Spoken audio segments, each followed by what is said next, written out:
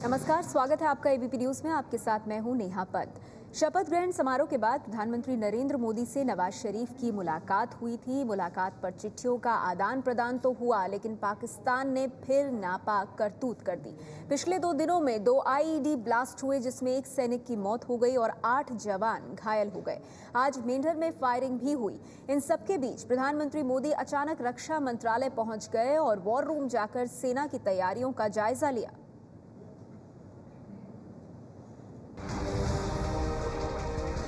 2 हफ्ते पहले प्रधानमंत्री नरेंद्र मोदी से पाकिस्तान के प्रधानमंत्री नवाज शरीफ की मुलाकात के बाद पहले शरीफ ने चिट्ठी लिखी और अब प्रधानमंत्री नरेंद्र मोदी जवाबी चिट्ठी लिखकर शुक्रिया अदा कर रहे हैं। लेकिन इस शिष्टाचार की बातचीत के बीच सीमा पर गोलियों की गूंज सुनाई दे रही है। रक्षा मंत्री अरुण जेटली के कश्मीर दौरे से ठीक पहले आज जम्मू के मेंढर में फायरिंग हुई। तो घंटा 1.5 घंटा फायरिंग चली है। वहाँ से फायरिंग आई है, बहुत ज्यादा फायरिंग किया उन्होंने। जब एक गोले की आवाज आई तो बच्चे खौफ के मारे डर के अंदर चले जाते हैं, ना स्कूल जा पाते, ना कुछ खाना पीना, ना कोई, काफी घबराहट रहती है। गुरुवार को जम्मू कश्मीर के पुंछ जिले में एलओसी के पास 2 आईईडी ब्लास्ट हुए। पहली घटना सुबह 8:45 बजे ताराकुंड में हुई, जिसमें एक जवान शंकर सिंह शहीद हो गए, जबकि 3 जवान जख्मी हैं। आईईडी ब्लास्ट की दूसरी घटना गुरुवार शाम 5:30 बजे भिम्बर गली में एलओसी के करीब हुई, जिसमें एक मेजर समेत 5 जवान जख्मी हैं। एबीपी न्यूज को सूत्रों से मिली जानकारी के मुताबिक दोनों ही आईईडी ब्लास्ट नियंत्रण रेखा के 500 मीटर के दायरे में हुए हैं। सेना को पाकिस्तानी घुसपैठियों पर धमाके का शक है। अब जम्मू कश्मीर के मुख्यमंत्री उमर अब्दुल्ला फायरिंग की टाइमिंग को लेकर सवाल उठा रहे हैं। उमर ने ट्विटर पर लिखा है, युद्ध विराम का उल्लंघन कर रिहायशी इलाकों में फायरिंग की गई है। पुंछ और राजौरी के रिहायशी इलाकों में हमला किया गया है। क्या ये महज संयोग है कि कल रक्षा मंत्री जम्मू कश्मीर के दौरे पर आ रहे हैं? उससे पहले ये हमला हुआ है। शनिवार को रक्षा मंत्री अरुण जेटली लद्दाख के दौरे पर जाने वाले हैं। रविवार को भी उनका कश्मीर का ही कार्यक्रम है। सीमा पार से फायरिंग और आईईडी ब्लास्ट की घटनाओं के बाद केंद्र सरकार भी हरकत में आ गई है। सुबह करीब 10 बजे नरेंद्र मोदी रक्षा मंत्रालय में पहुंचे और यहां पर जो भारतीय सेना का जो वॉर रूम है, जिसे ऑपरेशंस रूम भी कहा जाता है, वहां पहुंचे। वहां पर थल सेना अध्यक्ष जनरल विक्रम सिंह ने उन्हें भारत की सेना की सामरिक और सैन्य क्षमताओं के बारे में बताया और साथ ही जानकारी दी कि किस तरह के हालात हैं एलओसी पर, किस तरह से अगर कोई खतरा पैदा होता है तो वहां पर किस तरह की हमारी सेनाओं की तैयारियां हैं, ये भी बताया गया। नरेंद्र मोदी ने रक्षा मंत्री अरुण जेटली, सेना प्रमुख विक्रम सिंह, रक्षा राज्य मंत्री राव इंद्रजीत सिंह, भावी सेना प्रमुख दलबीर सिंह सुहाग और एनएसए अजीत डोभाल से सेना मुख्यालय के वॉर रूम में बैठक की, जो करीब 3 घंटे तक चली। हमारे शासनकाल में जब इस तरह की कोई घटना होती थी, वो अपने भाषणों में कहा करते थे कि समस्या सीमा पर नहीं है, समस्या दिल्ली में बैठे लोगों के दिमाग में है। हम आज भारत के प्रधानमंत्री जी से पूछना चाहते हैं कि उन्होंने बहुत सम्मान पूर्वक आमंत्रित किया, उनको बड़े अच्छे तोहफे दिए और उसके बाद भी पाकिस्तान की तरफ से ये रवैया। सवाल यह है कि क्या नई सरकार से रिश्ते सुधारने की शरीफ की कोशिश को पाकिस्तानी सेना खत्म कर देना चाहती है? और उससे भी बड़ा सवाल यह है कि ऐसी हरकत क्यों कर रहा है पाकिस्तान? तो सवाल यही है कि इस तरह की हरकत पाकिस्तान की तरफ से क्यों, और ऐसे किस तरह सुधरेंगे भारत और पाकिस्तान के बीच रिश्ते। हमारे साथ आज की इस चर्चा में खास मेहमान मौजूद हैं। आपको बता दें, पाकिस्तान से हमारे साथ खास मेहमान जुड़ रहे हैं। पाकिस्तान से राजनीतिक एक्सपर्ट तारिक पीरजादा साहब हमारे साथ इस चर्चा में मौजूद हैं।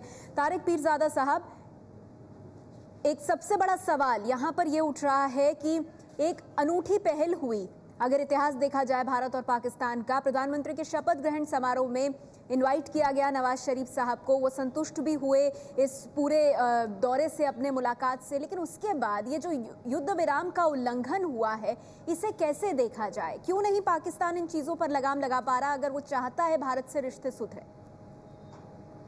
देखिए, इसके अंदर एक बात जहन में रखनी चाहिए। एक तरफ तो नरेंद्र मोदी जी और नवाज शरीफ ताल्लुकात ठीक करना चाह रहे हैं, और वो कैसे ठीक करना चाह रहे हैं कि वो तमाम मुतनाज़ा उमूर पर, जिनमें आपकी तरफ से जना दहशतगर्दी का मसला और हमारी तरफ से कश्मीर और दूसरे मसले हैं, सब पर बात करना चाहते हैं।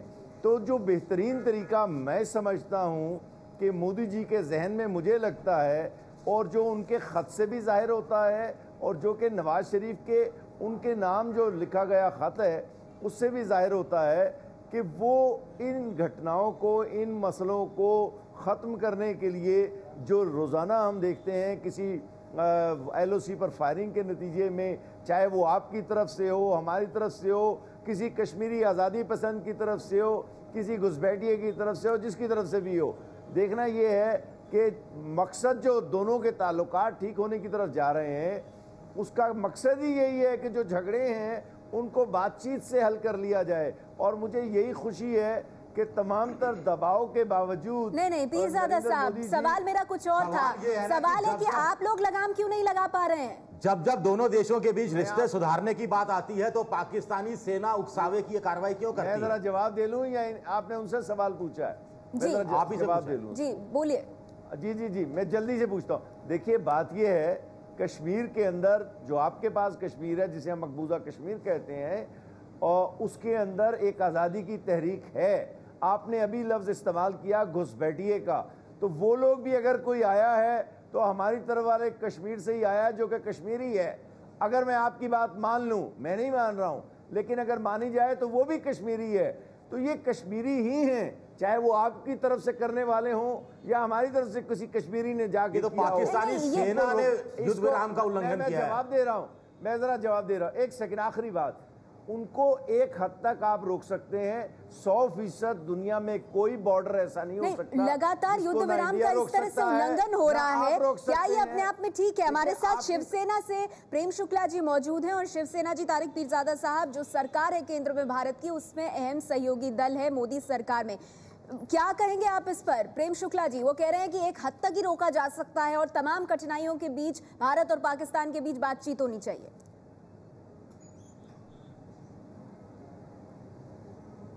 नहीं, वो रोकने का प्रयास ही नहीं कर रहे हैं, उनकी तरफ से उकसावे का प्रयास है। वो बारंबार जो उनकी सेना एक बात करती है, उनके राजनीतिक बिरादरी दूसरी बात करती है। अभी इनके पत्रकार है और इनकी जुबान देखिए आप, ये कह रहे हैं कि आजाद कश्मीर, आजाद कश्मीर। अरे कब्जे वाला कश्मीर है, कब्जे वाले कश्मीर में जो है आप इस तरह की हरकतों को क्यों आप जो है संरक्षण देते हैं? आपकी सेना बार जब आपने LOC पर सीज फायर का समझौता कर रखा है तो आपकी सेना क्या आपके हुक्मरानों के कंट्रोल में नहीं है? यदि नहीं है कंट्रोल में तो फिर हमारी सेना को भी छोड़ा जाना चाहिए और कुछ लाशें इनकी तरफ भी गिराई जानी चाहिए। और विदेश मंत्री जो सुषमा स्वराज है, जो विपक्ष में थी, तो वो कह रही थी तरफ बहुत से लोग जख्मी हुए हैं, कल ही हमारी तरफ बहुत से लोग जख्मी हुए हैं। अगर ये नहीं समझ रहे हैं आपकी तरफ से इनकी लाशें गिराई जाए। इस्लामाबाद में जब लाशें जाएंगी तो शायद इनकी आंखें उतना तल्ख ना हो हम। प्रेम शुक्ला जी उस हिसाब से हम तल्ख ना, और आप भी जानते हैं कि जब से सरकार बनी है केंद्र में सुर बदले हैं। नहीं, सुर बदले हैं, नहीं सुधरे ठीक है, तो इस्लामाबाद तक चलकर। प्रेम शुक्ला जी आप ही की सरकार है ना, अब तो केंद्र में आपकी सरकार है, तो मोदी सरकार क्या करेगी? हमला करेगी? हाँ, हम सरकार में यही बात करेंगे, सरकार में हमारी यही नीति होगी। हम सरकार के समक्ष भी उसके अंग होने के नाते हम यही बात रखेंगे। यदि शांति की भाषा नहीं समझते। पीरजादा साहब कुछ कहना चाहते हैं आपसे? प्रेम शुक्ला जी सुन लीजिए। जी पीरजादा साहब। देखिए प्रेम शुक्ला जी, हिंदुस्तान के अवाम ने नरेंद्र मोदी साहब को अक्सरियत का वोट दिया है, पाकिस्तान के साथ मुज़ाकरात करने के लिए, जंग करने के लिए वोट नहीं दिया है। और नरेंद्र मोदी जी में जो मुझे अच्छी बात लग रही है, वो समझते हैं हमारे सैनिकों को कत्ल करने का वोट दिया क्या आपकी आवाम ने? जरा मेरी बात तो सुनिए, मैं आपके जज्बात की कदर करता हूं, लेकिन मेरी बात सुनिएगा। नवाज शरीफ को क्या ये बात समझ में नहीं आती, या राहुल शरीफ का दिमाग खराब है? आप उनको भी आती है और नरेंद्र मोदी को भी आती है, इसीलिए दोनों बात करना चाहते हैं। और अगर नहीं समझ आ रही तो आपको नहीं आ रही है करने की हिम्मत क्यों करती है? तारिक पीरजादा साहब, ऐसे कैसे होगा ना, माहौल नहीं बनेगा तो बात कैसे होगी? ये तो हमारी किसी सरकार ने कहा कि सीमा पार से हमले होते रहे और हम यहाँ बातचीत की मेज पर बैठे रहे, ऐसा तो हमारी किसी सरकार ने नहीं कहा। मैं और मेहमानों को भी लाना चाहूंगी और बाकियों की भी आप बात, ठीक है, समझ गई मैं प्रेम शुक्ला जी, समझ गई आपकी बात, समझ गई। आपकी तरफ से फायरिंग हुई है और हमारे बहुत से फौजी जख्मी हुए हैं। हम ताजा प्रकरण की बात कर रहे हैं, बिना किसी उकसावे के पाकिस्तान की तरफ से युद्ध विराम का उल्लंघन हुआ है और उसके बाद जवाबी कार्रवाई पे विवेक साहब हमारे साथ मौजूद है। उल्टा सुल्टा बयान देता है। चलिए, नहीं, हम यहाँ पर जंग जैसा माहौल नहीं बनाएंगे। हमारे साथ विवेक काटजू साहब मौजूद हैं, डिफेंस एक्सपर्ट है हमारे। काटजू साहब, आप किस तरह से स्थिति को समझ रहे हैं? आपने तारिक पीरजादा साहब को सुना, वो ये कह रहे हैं बातचीत होनी चाहिए, लेकिन उसके साथ ही वो ये भी कह रहे हैं कि वो भी कश्मीरी हैं जो घुसपैठ कर रहे हैं, आप उनको एक हद तक रोक सकते हैं, उससे ज्यादा नहीं। अब इसे किस तरह से समझा जाए? देखिए, घुसपैठी जो है वो आतंकवादी हैं, वो कोई फ्रीडम फाइटर नहीं है, वो कोई आज़ादी का जंग नहीं लड़ रहे हैं। कश्मीर जो है वो भारत का अभिन्न अंग है, इसको हम सब मानते हैं, ये संवैधानिक एक असूल है और इस पर दो राय हो नहीं सकती। भारत की हर हुकूमत ने ये माना है और मैं समझता हूं कि मोदी जी इस बात पे दृढ़ता से कायम रहेंगे, हैं और कायम रहेंगे। दूसरी बात रही, पाकिस्तान की सेना अगर चाहे तो घुसपैठियों पर रोक लगा सकती है, इसमें उसको कोई मुश्किल नहीं होगी। ये कहना कि घुसपैठिया पाकिस्तान की सैनिक कार्रवाई के बावजूद भारत में आते हैं, ये गलत है। ये सबको जग जाहिर है, सबको मालूम है, आज से नहीं 20 साल से मालूम है। जाना चाहे तो वो जा सकता है कि लश्कर पहाड़ों में लोगों को रोक। मैं जरा बोल लूं, आप मेरी बात सुनिए। मैंने आपकी बात को नहीं, उसमें टोका टिप्पणी नहीं की थी, तो आपको इंटरप्शन मत करिए। मैंने आपकी बात को रोका नहीं था। जी बोलिए काटजू साहब। हाँ, तो पहले ये सभ्य डिस्कशन करना सीखे पीरजादा साहब।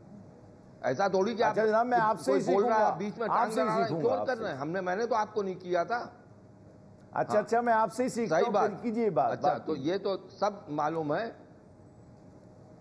हाँ, कि ये तो पीरजादा साहब भी मानेंगे कि पाकिस्तान की सेना के जो रिश्ते रहे हैं लश्कर तौयबा जैसे गुटों के साथ, वो क्या उसको इनकार करेंगे? ये सब अब मालूम है, सबको मालूम है, दुनिया को मालूम है। मैं क्यों मानूंगा आपकी बात? ये तो बहुत बड़ा इल्जाम है। आप मत माने, दुनिया मानती। अरे आप ना माने, आपने कहा कि मैं मानूंगा, दुनिया जानती है, आप नहीं मानते हैं तो उससे क्या आप अगर अच्छा मुझे अगर आप नहीं मानते हैं तो आप बात को नहीं मानते, आप झूठ पे चलना चाहते हैं, आप चलिए झूठ पर। ओसामा बिन लादेन आप लोग सब साथ बोल रहे हैं। देखिए, एक मिनट, काटजू साहब को पूरा करने देते हैं, फिर मैं आगे बढ़ना चाहूंगी। जी काटजू साहब, पूरा कीजिए। मैं पूरा बोल लूं। अच्छा, आज देखिए, तो एक तो ये घुसपैठियों से कार्रवाई हुई है, फिर पाकिस्तान की सेना ने फायरिंग करी, हमारी सेना ने उसका जवाब दिया। आज मैं जिस चीज का इंतजार कर रहा हूं, अगर वो है कि भारत की तरफ से, हमारे रक्षा मंत्रालय की तरफ से कोई ना कोई बयान इस पर जरूर आएगा। मैं उस बयान का इंतजार कर रहा हूं। और फायरिंग का जहां तक का ताल्लुक है, जो क्रॉस दोनों सेनाओं के बीच में हुई है, उनकी तरफ से शुरुआत, पाकिस्तान की तरफ से शुरुआत हुई, हमारी तरफ से जवाबी कार्रवाई हुई। उस पर मैं उम्मीद करता हूं कि हमारी सेना का कोई बयान आएगा, रक्षा मंत्रालय का बयान आएगा। आप अहम बात कह रहे हैं काटजू साहब, एक पर्सपेक्टिव में बताएगा, और ये जरूरी भी है। लेकिन एक और चीज मैं एक आखिरी चीज मैं कह दूं कि देखिए, पाकिस्तान की भारत नीति, मैंने बार बार ये कहा है आपके चैनल पे और चैनलों पे, पाकिस्तान की भारत नीति नवाज शरीफ साहब के हाथ में पूरी तरह से नहीं है। वो पाकिस्तान के जितने जनरल साहबान हैं उनके हाथ में है। ये पाकिस्तान के सामरिक जो संबंध हैं, पाकिस्तान के जो सामरिक नीतियां हैं, अमेरिका के साथ जो नीति है, अफगानिस्तान में जो नीति है, ठीक है, आप कह रहे हैं नवाज शरीफ के पास बहुत लिमिटेड शक्तियां हैं, बहुत लिमिटेड शक्तियां हैं। तारिक पीरजादा साहब, क्या यही तस्वीर बनकर नहीं आ रही है? बहुत कम अधिकार है तस्वीर के मुताबिक। इलेक्टेड गवर्नमेंट के पास। के मुतालिक जवाब देता हूं जल्दी से। आपको याद होगा मनमोहन सिंह के जमाने में, वजीर आजम के जमाने में, पाकिस्तान और हिंदुस्तान के दरमियान सियाचिन पर एक मुआहदा होने वाला था। उस वक्त के आपके आर्मी के चीफ ऑफ स्टाफ ने बयान दिया जो सारी दुनिया में छपा कि हमारे मुफाद में नहीं है कि हम अपनी फौज को सियाचिन से हटा लें किसी भी शराइत के तहत, सवाए इस शर्त के तहत। तो कश्मीर छोड़कर जाने वाले थे। देखिए, मैं मुझे बात करने दीजिए, बात करने दीजिए, जरा बात करने दीजिए, भूल गए आप, जरा बात करने दीजिए। हाँ, जल्दी पूरा कीजिए तारिक पीरजादा साहब, बोलिए। बातें कर रहे हैं सियाचिन पर, कौन सा लिखित वादा है? अब ये सच सुनकर इनको बुरा लगता है, मुझे बात करने दीजिए। ये बहुत बुरी बात है। ये तो देखिए मेरी बात सुनिए, तो उस वक्त के आर्मी चीफ ने सियाचिन पर होने वाले मुआहदे को खत्म करा दिया था। तो इससे पीरजादा साहब, आप बार बार इतिहास में चले जाते हैं, हम तो वर्तमान की बात कर रहे हैं। नवाज शरीफ साहब के पास कितनी ताकत है, सवाल इस बात का है, कहीं वो बहुत बेबस तो नहीं है। देखिए हमारे साथ यहाँ बीजेपी से सुधांशु त्रिवेदी जी मौजूद हैं, वो तमाम बातें आपकी सुन रहे हैं। सुधांशु त्रिवेदी जी, आप लोगों की सरकार है केंद्र में, आप लोगों ने इतिहास रचा, सार्क देशों को बुलाकर, नवाज शरीफ को यहाँ बुलाकर। आपके सहयोगी लेकिन कह रहे हैं कि अब तो कड़ा कदम उठाने का वक्त आ गया है। वो बात जो आप लोग विपक्ष में होकर कहा करते थे कि अगर हमारे सैनिकों के शव भेजे जा रहे हैं तो फिर हमें भी उसी तरह की कार्रवाई करनी चाहिए, उस पर सोचना पड़ेगा। ये शिवसेना का क्या शिवसेना का कहना है, क्या कहेंगे? कार्रवाई कर रहे हैं, आपकी तरफ से शुरू हुई है फायरिंग। सुन लीजिए पीरजादा साहब, सुधांशु त्रिवेदी जी बोल रहे हैं। निश्चित रूप से हम एक कड़ी और प्रभावी कार्रवाई करेंगे दोनों पक्षों पे, डिप्लोमेटिक फ्रंट पर भी और मिलिट्री फ्रंट पर भी। परंतु अभी जो स्थिति है, जो अभी विवेक काटजू जी ने एक बात कही, वो बहुत गंभीर है, क्योंकि पाकिस्तान के अंदर की जो इंटरनल स्ट्रक्चर है, जो आंतरिक संरचना है, वो इस प्रकार की है कि वहां 4 डायमेंशंस हैं। आवाम है, हुकूमत है, फौज है और आईएसआई है। तो आज की डेट में पाकिस्तान का आवाम और हुकूमत तो भारत के साथ अच्छे संबंधों की पक्षधर नजर आती है, मगर ये दूसरे डायमेंशंस हैं, इनके ऊपर हुकूमत का उतना कंट्रोल नहीं है। और एक विचित्र विडंबनापूर्ण स्थिति उत्पन्न हुई है फिर, जब पिछली बार हमारी सरकार थी तब अफगानिस्तान और पाकिस्तान में दुनिया का सबसे बड़ा टेररिज्म का सेंटर था। 98 से 2004 के बीच में, याद करिए, वर्ल्ड ट्रेड सेंटर भी यहीं से सारा इंजीनियर हुआ था, सारा ऑपरेशन। आज नाटो की फोर्सेस विड्रॉ हो रही हैं, तो इस कारण से वो जो दूसरी फोर्सेस हैं, यानी मिलिट्री और आईएसआई वाले फैक्टर्स, वो ज्यादा इंपॉर्टेंट होकर आपको क्या लगता है नवाज शरीफ उन पर नहीं प्रभावी कदम उठा सकते हैं? नहीं है उनकी ऐसी हैसियत और प्रभाव, क्या लगता है आपको सुधांशु? देखिए, इसलिए मोदी जी ने जो अपनी तरफ से एक इनिशिएटिव लिया है, उसमें उन्होंने कॉशियस ऑप्टिमिज्म शब्द का प्रयोग किया है। यानी हमारी तरफ से ये एक सतर्क आशावाद है, चूंकि नवाज शरीफ जी ने एक सकारात्मक संकेत दिया है, तो हम प्रथम दृष्टया उसको सकारात्मक मानते हुए उसको उसी ढंग से रिस्पॉन्स करने का प्रयास कर रहे हैं। लेकिन वो सकारात्मकता कब तक बनी रहेगी? अगर ऐसे युद्ध विराम का उल्लंघन होगा तो फिर कब तक ये पॉजिटिव माहौल बना रहेगा? तारिक पीरजादा साहब, लेकिन आपने सुना सुधांशु त्रिवेदी जी जो बीजेपी से आते हैं, वो कह रहे हैं कि सेना और आईएसआई सबसे ज्यादा प्रभावशाली है आपके देश में, इसे पूरी दुनिया मानती है, इलेक्टेड गवर्नमेंट नहीं है उतनी प्रभावशाली। जी, आपकी बात बिल्कुल गलत है, और जो आपके शरीके गुफ्तगू कह रहे हैं वो तो बिल्कुल ही बेबुनियाद है। मैं आपको एक दलील देता हूं और उसका कोई जवाब नहीं है। अगर नवाज शरीफ को फौज की हिमायत हासिल ना होती तो ना पाकिस्तान में इलेक्शन हो सकता था और ना नवाज शरीफ मोदी साहब की हल्फे वफादारी में शिरकत करने के लिए आते। दूसरी बात, मैं वापस जाऊंगा सियाचिन के मसले पर। आपकी फौज के सरबराह ने उस वक्त का मनमोहन सिंह का मुआहदा खत्म करवा दिया था, और आपके जो शरीके गुफ्तगू है उनको बिल्कुल कोई ख्याल ही नहीं है। ये स्ट्रेटेजिक बात है। काटजू साहब इस पर कुछ कहना चाहते हैं? जो पहला पॉइंट आपने उठाया सेना और नवाज शरीफ वाला, उस पर जी काटजू साहब संक्षेप में। देखिए साहब, जो पीरजादा साहब कह रहे हैं वो तो मेरी बात को साबित करता है कि नवाज शरीफ यहाँ आ पाए क्योंकि सेना ने उनको इजाजत दी। इसके मतलब क्या हुआ? इसके मतलब यही हुआ कि सेना प्रभावी है इन मामलों पर। मैं कह रहा हूं उनकी सपोर्ट है उनको। एक पेज पर आप एक पेज पर है। हाँ, सपोर्ट दिया, हाँ सही आपने कहा। देखिए, हमारे देश में ये सबको मालूम है कि लोकतंत्र जीवित है, लोकतंत्र प्रभावी है, और प्रधानमंत्री जो हैं, जैसे आज मोदी जी हैं, उनके पास जनता का मैंडेट है। जो वो निर्णय लेंगे वो सबको मैंने आपको सब मानेंगे उसको। आपकी फौज के सरबराह की आपने जो सियाचिन का हरकत का, जिसके नतीजे में मनमोहन सिंह पाकिस्तान से मुआहदा सियाचिन पे नहीं कर सका। मैं उसका जवाब, मैं आपको जवाब दे दूं उसका। वो उसकी साफ चीज ये है कि हमारे सेना अध्यक्ष जो हैं वो राय दे सकते हैं, लेकिन निर्णय उनके हाथ में नहीं। हमारे यहाँ भी राय दी जाती है। असूल है कि सेना अध्यक्ष राय देते हैं। तो हमारे यहाँ भी राय दी जाती है। आपके वहां तो जनाब, तो हाँ सही आप कह रहे हैं कि आपके वहां अयूब खान भी डेमोक्रेटिक लीडर थे, याया खान डेमोक्रेटिक थे, मुशर्रफ साहब डेमोक्रेटिक थे। आपके वहां तो सब दुनिया जानती है। कह रहे हैं, आप कौन सी बात कह रहे? वो तो मिलिट्री रूलर थे। नहीं पीरजादा साहब, अगर आप क्या बात कर रहे हैं पीरजादा साहब, अगर इतनी चलती है नवाज शरीफ साहब पाकिस्तान में एक जमहूरी हुकूमत है और फौज जमहूरी हुकूमत के साथ उड़वाना। अरे पीरजादा साहब, पाकिस्तान में अगर इतनी बड़ी जमहूरियत है तो ये जो घुसपैठी है, जो भारत पाकिस्तान की बातचीत को खतरे में डाल रहे हैं, इन पर कुछ क्यों नहीं कर पाते हैं आप? यहाँ तो ये भी आवाजें उठ रही है कि कराची एयरपोर्ट पे आतंकी हमला आप नहीं रोक पा रहे हैं, तो सीमा पार पर स्थिति कैसे संभालेंगे? देश के अंदर आप नहीं रोक पा रहे हैं उन आतंकियों को। आप दो बातों को मिला रही हैं। जो कराची एयरपोर्ट पे हमला हुआ है वो उज़्बक दहशतगर्दों ने किया है जो वस्त एशिया से आए हुए हैं। अब बात हो रही है कश्मीर की।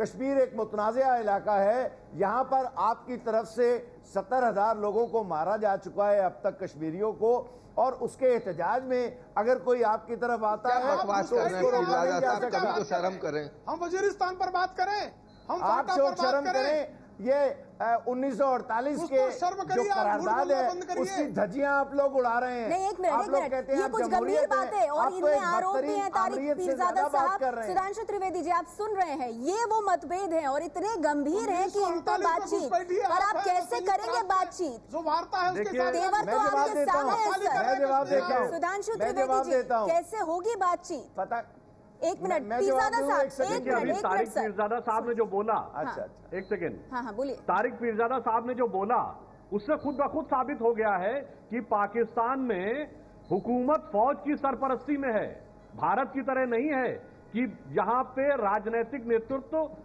सेना का निर्धारण करता है। जो उन्होंने बोला कि अगर साहब फौज का समर्थन नहीं होता तो कैसे नवाज शरीफ साहब भारत आ जाते। अब एक और बात आई, ये कहते हैं कि साहब हमारी फौज के सरबराह में विरोध कर रहे हैं, उन्होंने मशवरा दिया इनकी फौज में तो और नवाज शरीफ साहब जब वाजपेयी जी के तो आप लोगों ने सबने कहा कि फौज नहीं चाहती, मुझे अपनी पूरी बात करने दें। जब नवाज शरीफ साहब वाजपेयी जी के साथ तरदीद कर रहे हैं, हस्ताक्षर कर रहे थे, इनकी फौज कारगिल में जाके कार्रवाई कर रही थी। और इतना ही नहीं, इनकी तो फौज का भी नियंत्रण अपने यहाँ नहीं है। ओसामा बिन लादेन जब इनके यहाँ पकड़ा गया तो इनकी हुकूमत ने भी कहा हमें नहीं पता था और फौज ने भी कहा हमें नहीं पता था। मैं इससे पूछना चाहता हूं, क्या इनकी फौज को पता था? वो ये कहेंगे उन्हें नहीं पता था। इसका मतलब साफ है कि इनके मुल्क में तो कुछ ऐसे लोग हैं जो ना हुकूमत के इख्तियार में है ना फौज के इख्तियार में है। इससे तो हमारी बात अरे भाई बात कर रहे हैं, सरकार क्या करेगी? अच्छा, हमें तो बहुत अच्छी बात छेड़ दी इन्होंने। अच्छा, ये बहुत अच्छी बात छेड़ दी ये लोग। मैं जरा सी एक लाइन में कहूंगा, आपके दोस्त तो बड़ी बातें करते हैं। देखिए, पाकिस्तान में इस वक्त अमन की आवाज है। इस वक्त अवाम, फौज या कोई और अदारा और हुकूमत और प्रेस सब लोग चाहते हैं, बल्कि मैं जो पिछले कई साल से इन मुख्तलिफ शोज पे आके बात कर रहा हूँ, मैंने और मेरी तरह के लोगों ने बहुत खुलकर कहा कि मोदी साहब की हल्फे वफादारी में जाइए ताकि मामलात को हम ठीक करें। फौज भी यही चाहती है, हम भी यही चाहते हैं। पीरजादा साहब, ये सिर्फ कोरी बातें हैं। अगर युद्ध विराम का उल्लंघन हो रहा है, अगर बिना उकसाए हुए गोलीबारी की जा रही है सीमा पार से, तो फिर ये बातें सिर्फ कोरी बातें रह जाती हैं। और हमारे साथ सभी मेहमान बने हुए हैं। कांग्रेस पार्टी से मुकेश नायक जी हमारे साथ हैं। मुकेश नायक जी, जो कुछ हो रहा है पाकिस्तान की तरफ से हाल फिलहाल युद्ध विराम का उल्लंघन, इसको देखने के बाद आपको ये लगता है कि अब एनडीए को ये समझ में आ रहा होगा कि जब आपकी सरकार थी तो पाकिस्तान से डील करने में क्या समस्याएं आती थी यूपीए को?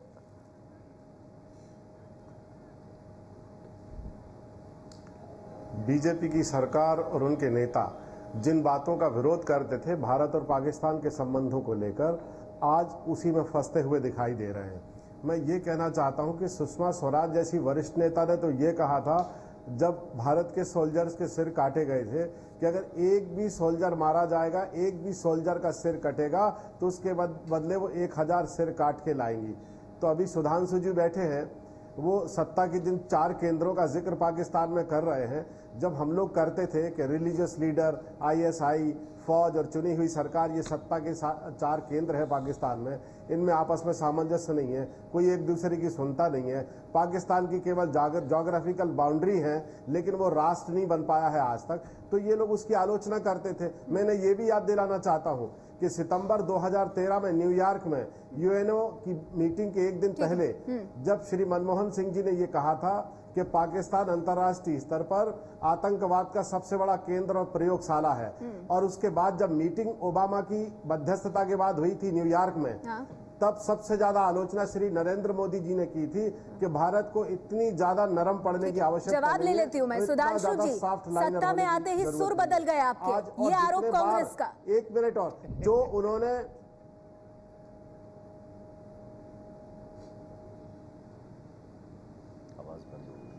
सुधांशु जी, आप मुझे सुन पा रहे हैं? कांग्रेस पार्टी का आरोप, सत्ता में आते ही सुर बदल गए आपके। मैं बिल्कुल जवाब दे रहा हूं। जो सत्ता में आने के बाद इन्होंने बदलने की बात कही, हमारा प्रीवियस ट्रैक रिकॉर्ड देख लें, अभी ये सरकार के तो 20 दिन ही हुए हैं। हम जब 1999 में कारगिल का युद्ध हुआ, हमारी डिप्लोमेसी की दक्षता देखिए कि भारत पाकिस्तान के युद्धों के इतिहास में एकमात्र युद्ध था जब Pakistan organisation of Islamic countries ने भारत के विरुद्ध प्रस्ताव पारित नहीं करवा पाया। अब आप आइए, जो इन्होंने कही कि मजबूरी थी इनकी और इस तरह की बातें जो कह रहे हैं, हमारी सरकार के समय में 6 जनवरी 2004 को जनरल मुशर्रफ ने पहली बार भारत पाकिस्तान के इतिहास में यह लिखित में दिया कि पाकिस्तान अपनी सरजमी का उपयोग भारत के विरुद्ध आतंकवाद के लिए नहीं करने देगा। और आपने 2006 में हवाना में जाके कह दिया कि पाकिस्तान भी आतंकवाद से पीड़ित है। फिर आपने 2009 में शर्म एल शेख में कह दिया कि पीस टॉक्स जो है वो आतंकवाद के द्वारा प्रभावित होने पर भी नहीं रुकेंगी।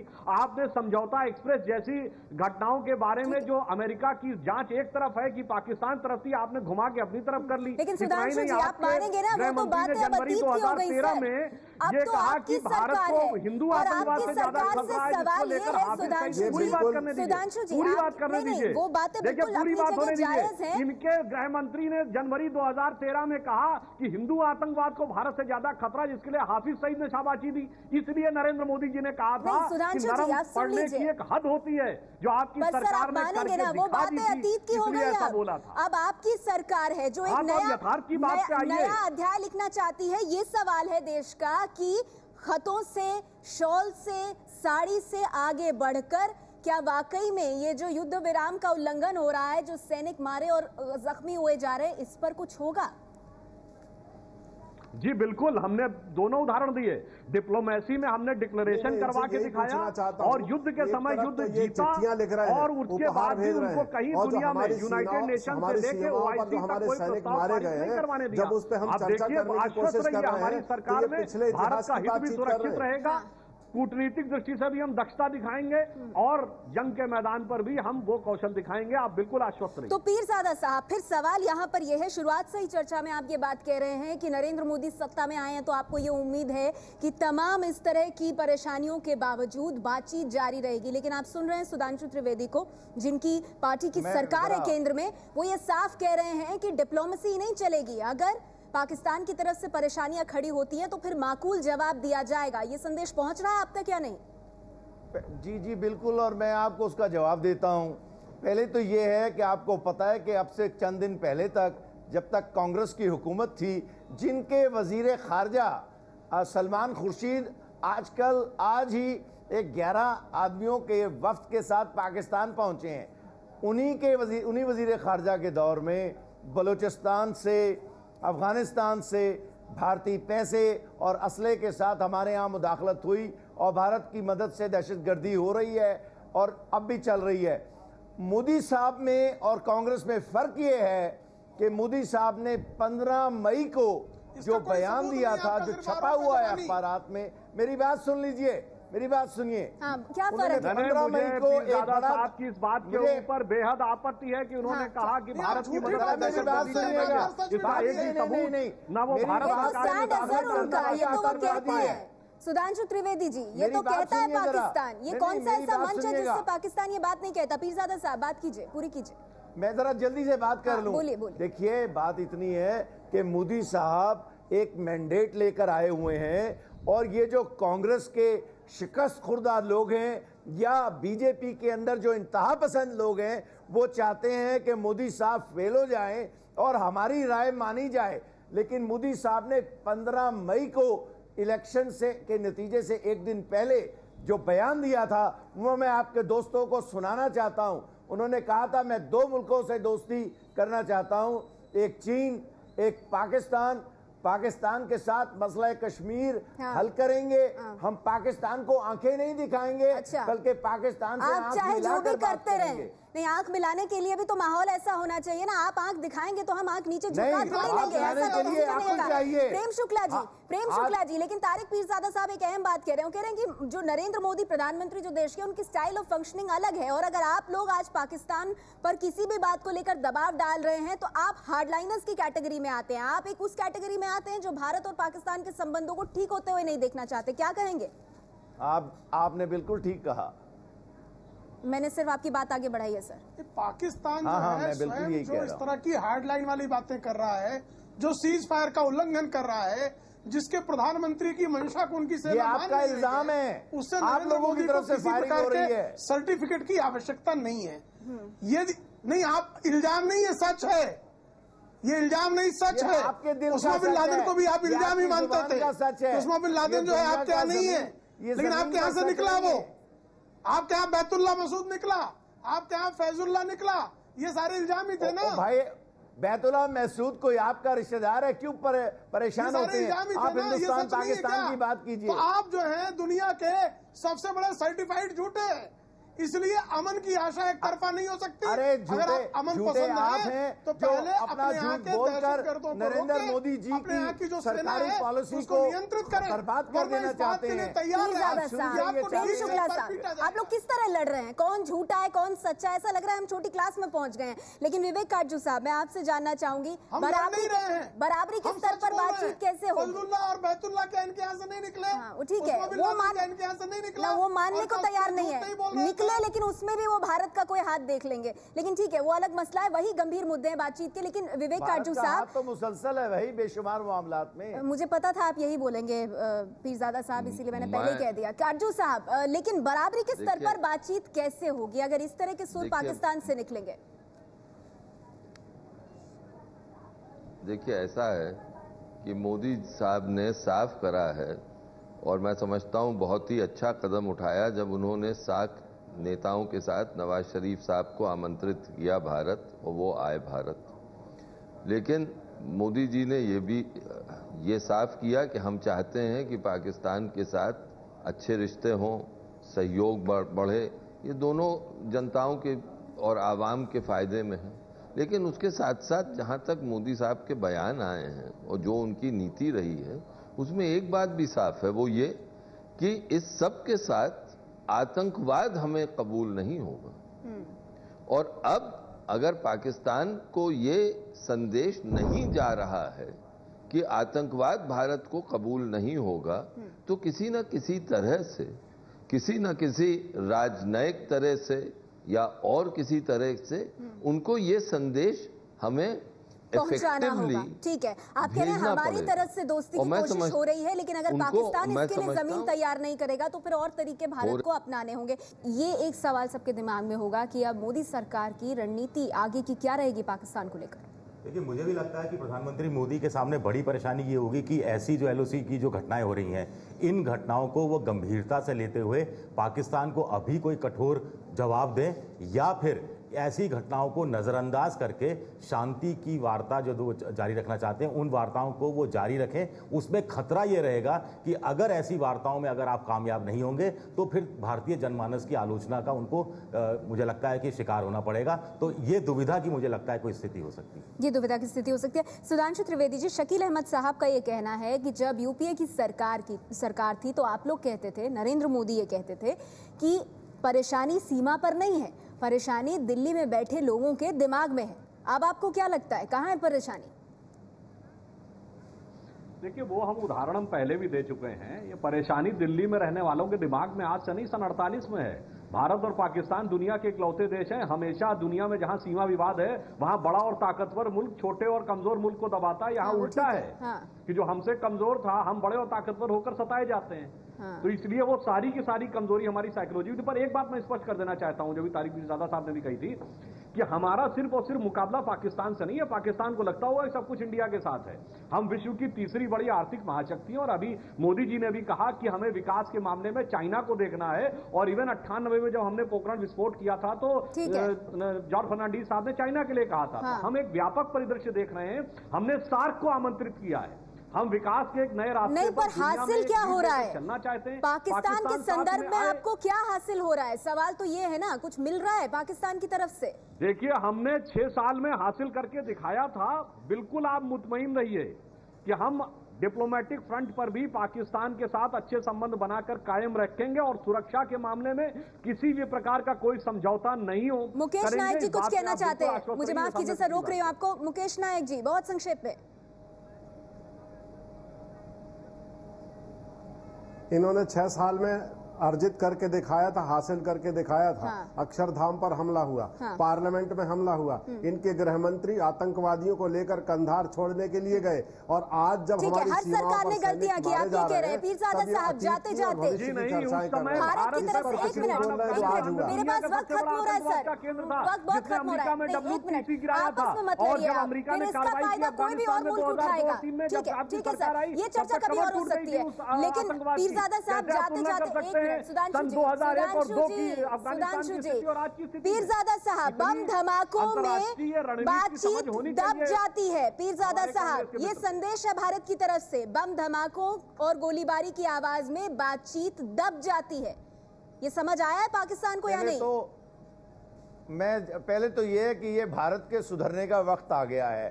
उसकी वजह ये है कि फायरिंग आपकी तरफ से होती है, कश्मीर पर कब्जा आपकी तरफ से जारी है, बलूचिस्तान में और कबायली इलाकों में आपकी तरफ से मुदाखलत हो रही है। ये सारी बातें आपके सुधरने का वक्त है, एक बात। दूसरी बात, आप लोग मुसलसल ये कर रहे हैं मुझे माफ कीजिएगा, मेरे पास वक्त कम से कम इस चर्चा में इतना ही है, लेकिन अगर किसके कितना सुधरने की बात है, ये बातचीत लेकर के अगर ऐसी बातें लेके हम बातचीत के मेज पर बैठेंगे तो फिर बड़ा मुश्किल हो जाएगा बातचीत को आगे बढ़ाना। और ऐसे में सवाल यही कि मोदी सरकार की आगे की रणनीति पाकिस्तान को लेकर क्या होगी। शुक्रिया आप सभी मेहमानों का हमारे साथ आज की इस चर्चा में जुड़ने के लिए।